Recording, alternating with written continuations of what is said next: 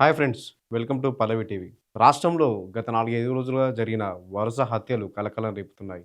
భార్యలను భర్తలు అత్యంత దారుణంగా చంపిన విధానం పలువురిని కలవరపాటుకు గురిచేస్తుంది.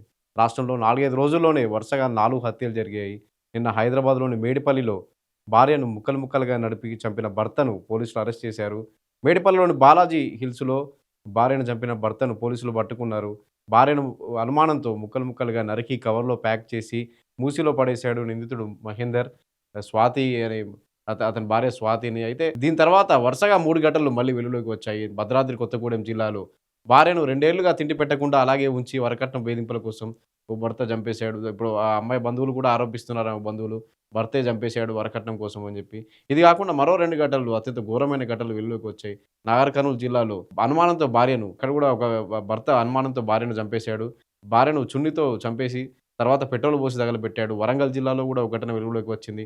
హంటర్ రోడ్‌లో 4 నెలల క్రితమే పెళ్లైన ఒక జంట 4 నెలల క్రితమే పెళ్లి చేసుకున్నారు ఇద్దరు. కానీ భార్యను అనుమానంతో అక్కడ గూడా భర్త చంపేశాడు.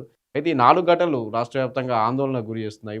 వరుస హత్య ఘటనలు. ఈ 4 ఘటనల్లో దాదాపు 3 అనుమానంతోటే ఉండగా ఒకటి వరకట్నం వేధింపులకు సంబంధించిందిగా ఉంది. అయితే ఈ 4 ఘటనలకు సంబంధించి ఒక్కో దాని వివరాలు తెలుసుకునే ప్రయత్నం చేద్దాం. నిన్న ఏదైతే మేడిపల్లిలో జరిగిందో అది బాలాజీ హిల్స్‌లో స్వాతి మర్డర్‌కి సంబంధించి స్వాతి మహేందర్ వికారాబాద్ జిల్లాలోని కామారెడ్డిగూడలో పక్కపక్క ఇల్లు. ఇద్దరు లవ్ మ్యారేజ్ చేసుకున్నారు. 1 ½ ఇయర్ బ్యాక్ లవ్ మ్యారేజ్ చేసుకొని బోడుప్పల్లో ఉంటున్నారు. అయితే ఈ ఇద్దరి కుటుంబ సభ్యులకు ఇష్టం లేకపోయినా గాని వీళ్ళు పెళ్లి చేసుకున్నారు. వీళ్ళిద్దరూ బోడుప్పల్లో ఉంటున్నారు. అయితే పెళ్లైన తర్వాత నుంచి స్వాతిని మహేందర్ వేధించడం మొదలుపెట్టాడని చెప్పి కూడా ఆమె తల్లిదండ్రులు ఆరోపిస్తున్నారు. అయితే స్వాతికి వ వ అంతకుముందు అంటే పెళ్లైన తర్వాత ప్రెగ్నెన్సీ రాగా అబార్షన్ చేయించాడని చెప్పి మహేందర్. ఆ తర్వాత మళ్ళీ ఇప్పుడు గర్భిణిగా ఉండగా 5వ నెల ప్రెగ్నెన్సీకి మెడికల్ టెస్ట్‌ల కోసం తీసుకెళ్ళు అని అడిగినందుకు 23 24 23వ తేదీ స్వాతిని ఈ నెల 23వ తేదీ స్వాతిని యాక్సాబ్ బ్లేడ్‌తో అత్యంత క్రూరంగా చంపి ముక్కలు ముక్కలుగా నరికి కవర్‌లో ప్యాక్ చేసి మూసీ నదిలో పడేసేందుకు బాడీ పార్ట్స్‌ని తీసుకెళ్ళాడు. అయితే సీసీ ఫుటేజ్‌లో కూడా మహేందర్ ఏవైతే బాడీ పార్ట్స్‌ని తీసుకెళ్తున్న వీడియోలు కూడా సీసీ ఫుటేజ్‌లో రికార్డ్ అయ్యాయి. అయితే స్వాతి తల్లిదండ్రులకు పోలీసులు సమాచారం అందించిన తర్వాత వాళ్ళొచ్చి చూసారు. అయితే తల, మొండెము, కాళ్ళు, చేతులు ఇలా మొత్తం నరికేసి బాడీ పార్ట్స్‌ని స్వాతి బాడీ పార్ట్స్‌ని మహేందర్ ముక్కలు ఒక కవర్‌లో ప్యాక్ చేసి మూసీలో పడేసాడు. ఇప్పటివరకు ఛాతీ భాగం మాత్రమే తీసుకున్నారు. తల ఇంతవరకు దొరకలేదు.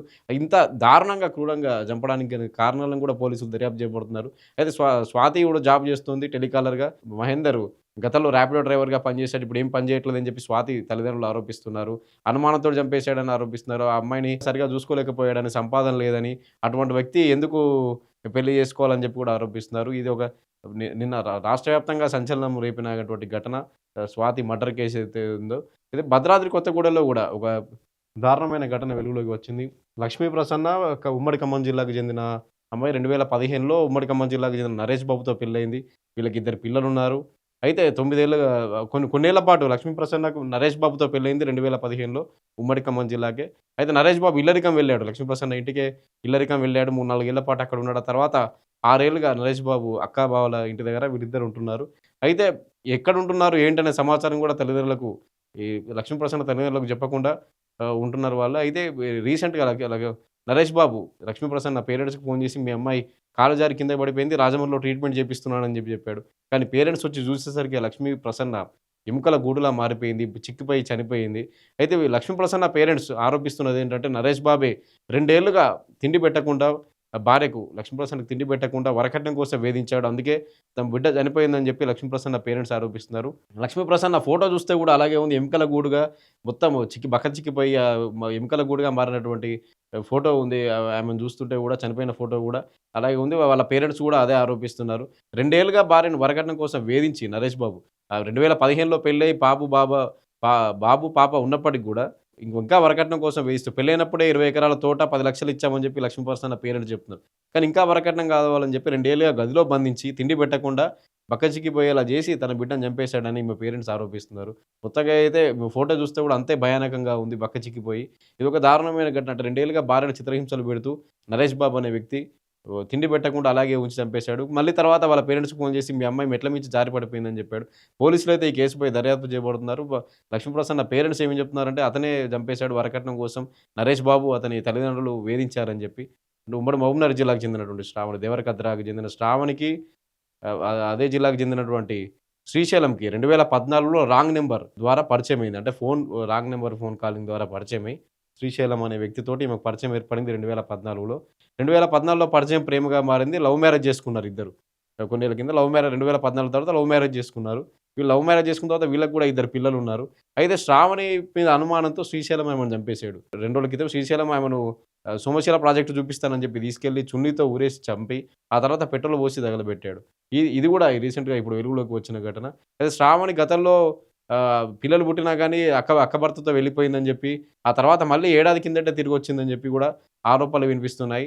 అయితే ఈ అనుమానంతోటే శ్రీశైలం ఆమెను చంపాడని గూడా అనుమానిస్తుంది. శ్రీశైలం ఎప్పుడైతే అక్క భర్తతో వెళ్ళిపోయి మళ్ళీ తిరిగొచ్చిందో అప్పుడు భార్యను రానిచ్చాడు. భార్యను రానిచ్చి చూసుకున్నాడు గానీ 2, 3 రోజుల కిందట సోమశిల ప్రాజెక్ట్ చూపిస్తానని జెప్పి తీసుకెళ్ళి ఆ సోమశిల ప్రాజెక్ట్ దగ్గర ఉన్న అటవీ పరిసరాల్లో సీతాఫల పండ్లుంటాయని జెప్పి తీసుకెళ్ళి, అక్కడికెళ్దామని జెప్పి తీసుకెళ్ళి మొదట బా చున్నీతో ఊరేసి చంపిన తర్వాత వెంట తెచ్చుకున్న పెట్రోల్ పోసి భార్యను తగలబెట్టాడు. ఇదొక దారుణమైన ఘటన. అంటే వరుసగా ఇది భార్యను చంపినటువంటి ఘటన ఇది మూడో ఘటన ఇది.